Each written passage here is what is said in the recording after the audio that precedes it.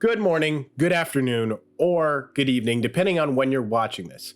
My name is Brandon Aries, and welcome to the Sanctuary. I feel like this has been a rising trend as of late, since probably the beginning of 2020 with the Rona. Everybody was talking about the COVID-20. I think you understand where I'm going with this. As you can tell by the title, body positivity is toxic. Let me explain why. But before I do, I want to go through the meaning of body positivity. And your boy's got sources again. So that way you guys can all see what I'm taking from. That way it doesn't look like I'm just BSing you. Because I don't do that. So what is body positivity? Body positivity refers to the assertion that all people deserve to have a positive body image, regardless of how society and popular culture view ideal shape, size, and appearance. Some of the goals of body positivity movements include challenging how society views the body, promoting the acceptance of all bodies, helping people build confidence and acceptance of their own bodies, and addressing unrealistic body standards. To kind of dumb it down, body positivity means love your body no matter what.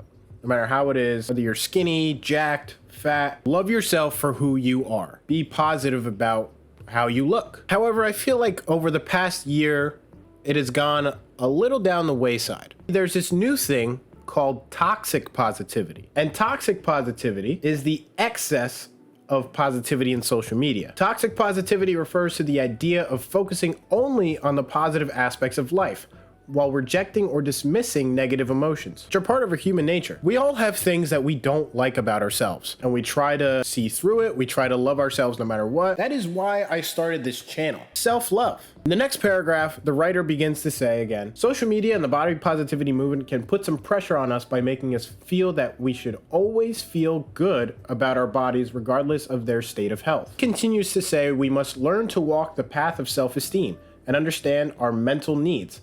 This sometimes goes with uncomfortable debates with ourselves, which is completely normal and okay. I totally agree with that. There will be times where you need to sit down and say, okay, enough's enough. I'm not trying to make myself look like the best guy in the world. This is coming from a guy that used to be 265 pounds. Body positivity is a thing. And I talk about other things involving the body in my body dysmorphia video. If you haven't seen it, be sure to check it out. This statement is actually interesting to me. The truth is that the days of struggle are valid, and we will not always feel comfortable and satisfied with ourselves. We can even have a lot of self-esteem and confidence and still not feel comfortable with what we see in the mirror. This links to body dysmorphia. Card is up here. Still, I think. You could feel like 1,000,001 on the outside, but on the inside, you might look in the mirror and there's gonna be one problem. This next source is a little heavy, and the title says 5 reasons why body positivity is evil. Evil, toxic. What's the difference these days? Misinformation. You can be healthy at all sizes. Wrong. If someone trusts this misinformation, it could very well cost them their life. I mean, he's not wrong. 2, normalizing low standards of life.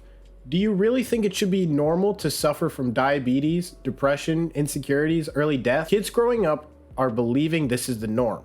Change is required. As adults, it is our responsibility to make the world better for children. This point also takes me back to Food Inc. If you haven't seen that documentary, I highly recommend it. Number 3, it's detrimental to society. The annual medical cost of obesity in the United States was $147 billion in 2008. Obesity equals lower focus, lower energy, and lower productivity. Imagine the economic growth that would take place with a healthy population. I went to see Venom 2 with a friend of mine. Next to me, there happened to be a bigger person.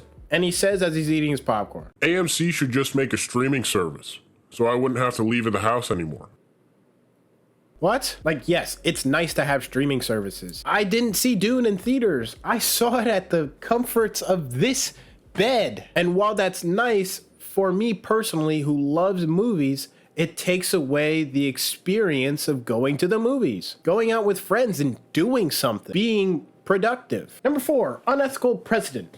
Body positivity is founded on the belief that feelings are greater than facts. This has been a disgusting trend with the rise of PC culture. I'm of the opinion that we should tell people the hard truths rather than lie to their face. That's how it should be. However, there is also cancel culture. The world has gotten a lot more sensitive to things being said, and the hard truth might hurt, but it's the truth. Lastly, number 5, it's costly. Lives are being lost due to the very problem that body positivity is promoting. Body positivity is virtue signaling with no ethics in sight. To the point of, quote, promoting, you have that one TV show, it's like My 1,000-Pound Life or something like that, where you have two people that make 1,000 pounds. Why is that being televised in today's society? After those sources, I wanted to give my take on body positivity. Now, body positivity can mean appreciating your body in spite of its flaws, feeling confident about your body, loving yourself, or even just accepting your body's shape and size. Most of these things are things that you can control or improve on. But at the end of the day, it's up to you. If you love yourself the way you are,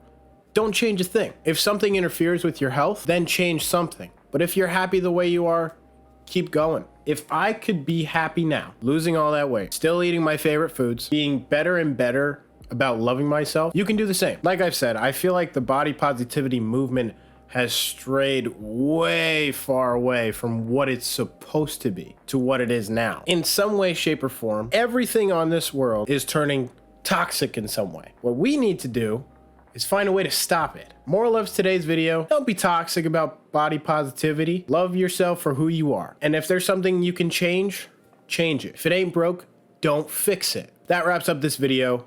Thank you so much for watching. Thank you for your support on last week's video. If you haven't seen it, card will be right here. I really appreciate the support. Show some love to the like button. And while you're there, right next to it is a subscribe button. And then after that is the notification bell for every week I come up on your subscription feed. Be sure to follow my socials, my Twitter and my Instagram, and I also have a TikTok. And don't forget the Discord server. Again, those links will be down in the description below, as well as the equipment that I use in each and every video, and my sources. Thank you so much for watching, and in case I don't see you, good afternoon, good evening, and good night.